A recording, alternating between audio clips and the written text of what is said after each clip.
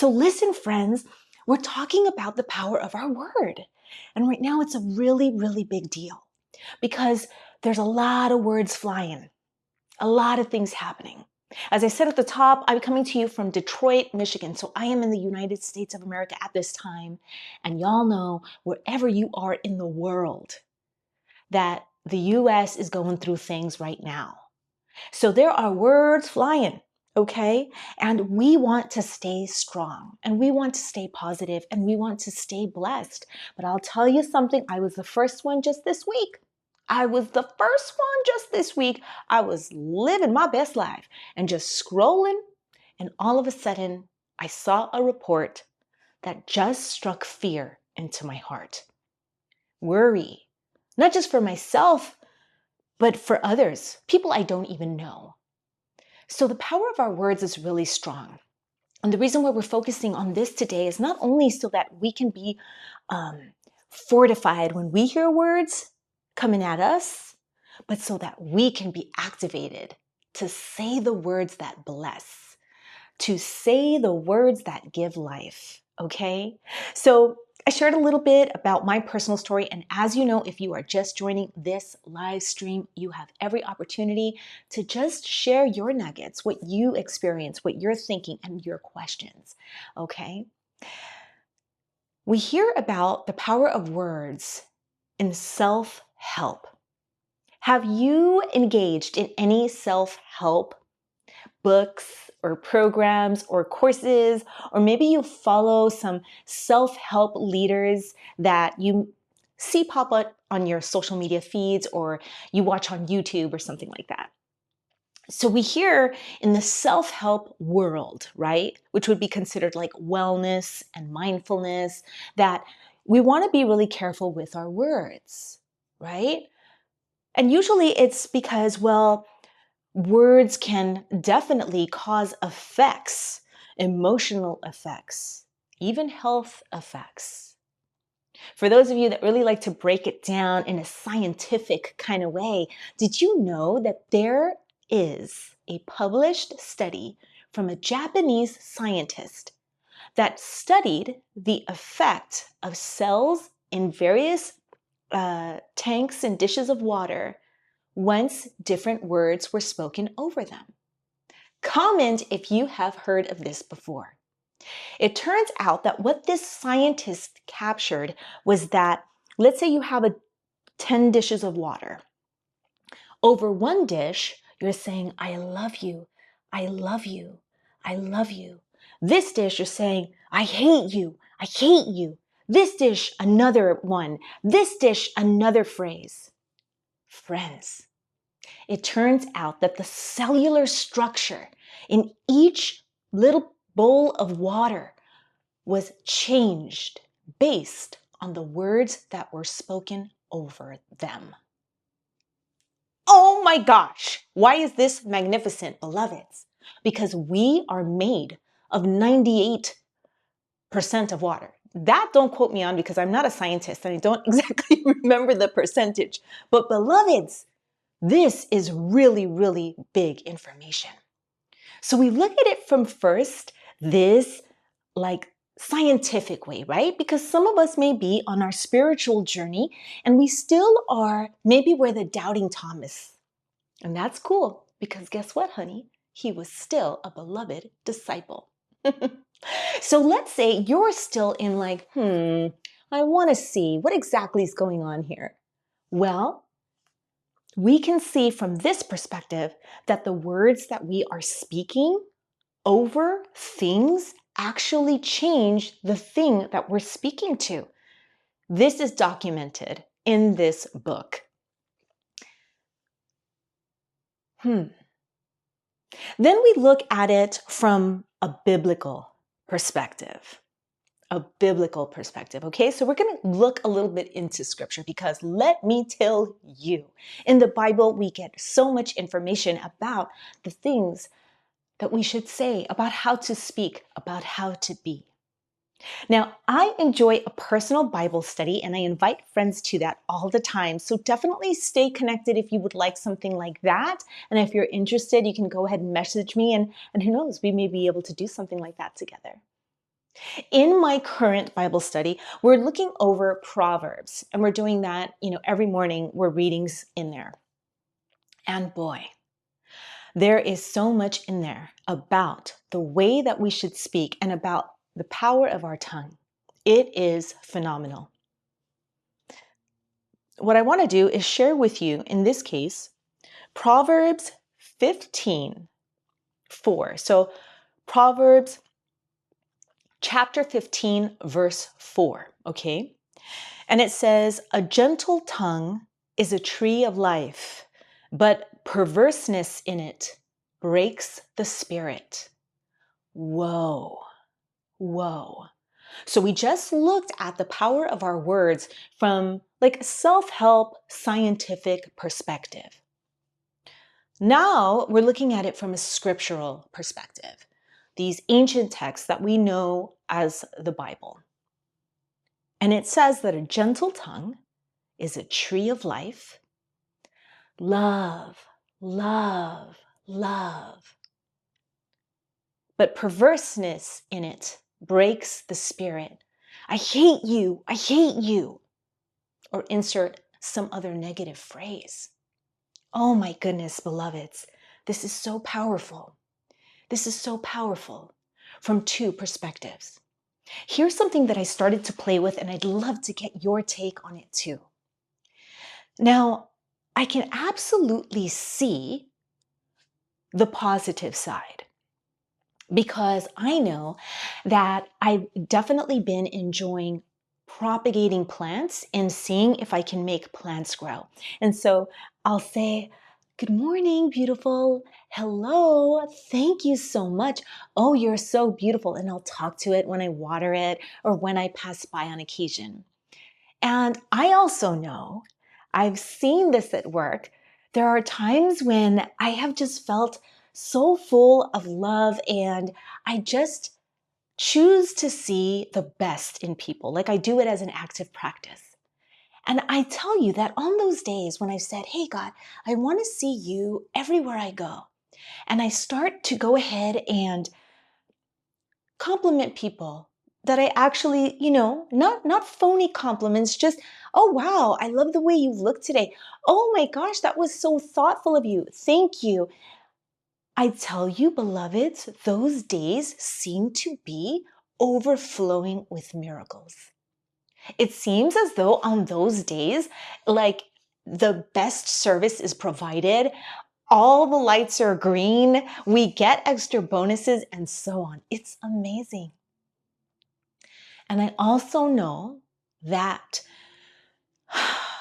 when I've been very down on myself, when I've been feeling critical of myself, I don't know if you've felt this, ladies, I don't know if you've felt this, but geez, sometimes it's rough. You're looking in the mirror and you just don't recognize yourself. And maybe you're just being too harsh. Maybe it's just the day your hair's not going to look how you like it or something, and you start nitpicking at yourself or being down on yourself. Or maybe you make a mistake and you don't let yourself off the hook. Have you been there? I have noticed that on those days, even if someone compliments me, it takes me a minute.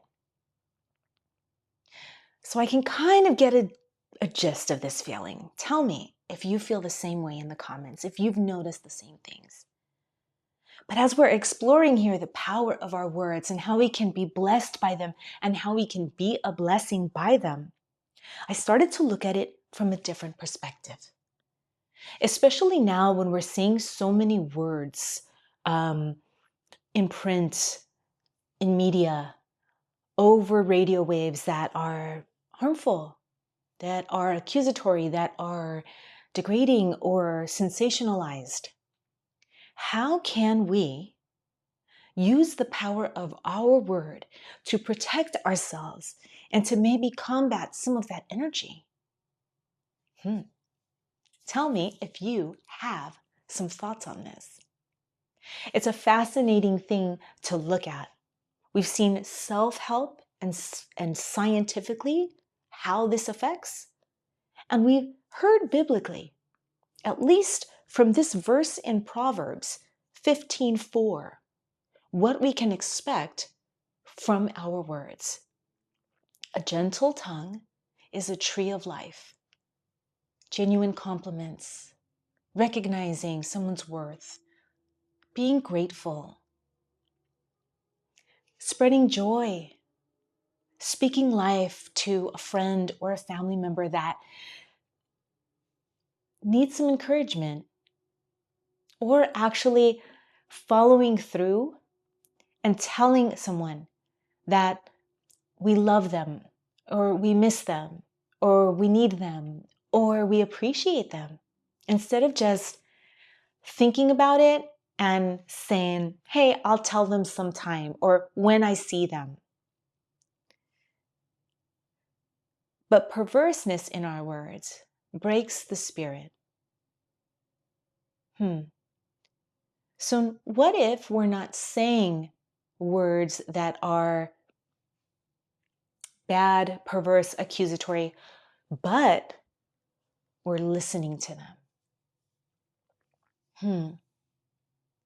This is really big, beloveds, because as the trend continues with these types of things just being aired out, if you will, it's quite possible that we could be just living our lives and have some negative, harsh, accusing, worried, stressful words just spoken over us.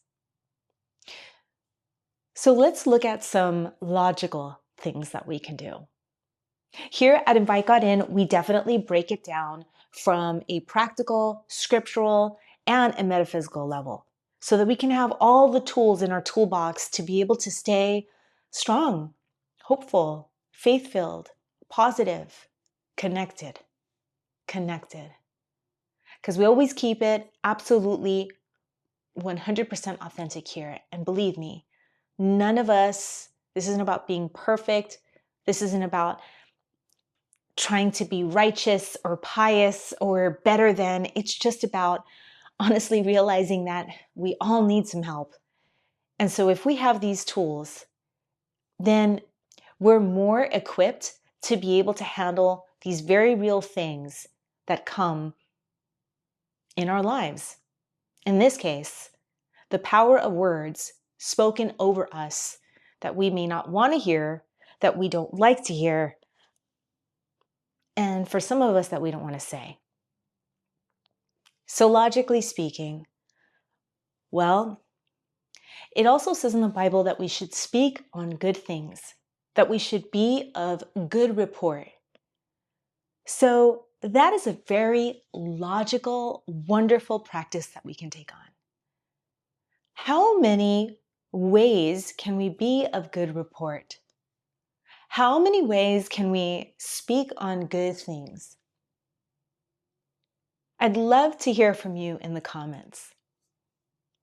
One of the practical things that I like to do every morning is engage in my spiritual practice, and I begin with thanking God. I just thank God for all the things that come to my mind, for being awake, for a great night's sleep, for my husband that's alive and next to me, for our homes, for the beautiful view, for the opportunity to speak with him, for blessings received, or for the way that I feel in the moment, for his presence, and on and on. This gratitude practice is something that I've been doing for some time now. It's a great way to start to turn our attention to speaking life, to speaking truth, to speaking good report and positivity. And you know something? We all have something to be grateful for. So that is one logical way that we can start to use the power of our words to help shield us from things that are coming at us that we don't want to adopt. I'll give you an example. I started off this message telling you that a few days ago, I had seen something and it made me worried. Well, what I had seen were some things that were political reports. Then, of course, a slew of commentators on what that could mean, how disastrous things could be turning out. And of course, I felt afraid about that. I don't like seeing those things. I began to worry about myself, about people that are going to be affected. And all of a sudden, I found myself feeling hopeless. What could I possibly do? I'm just a woman, one woman. How can I make a change? Are we going to be safe? What's going to happen to the nation? What is happening between these parties that are fighting? All these worries. And then I remembered what I'm sharing with you now. I remembered that there's a lot that's over my head. There's a lot I cannot control. Quite frankly, there's a lot I don't know. But one thing I can count on is God's presence. And so I started right then and there to thank the Lord. To thank the Lord for keeping us safe thus far.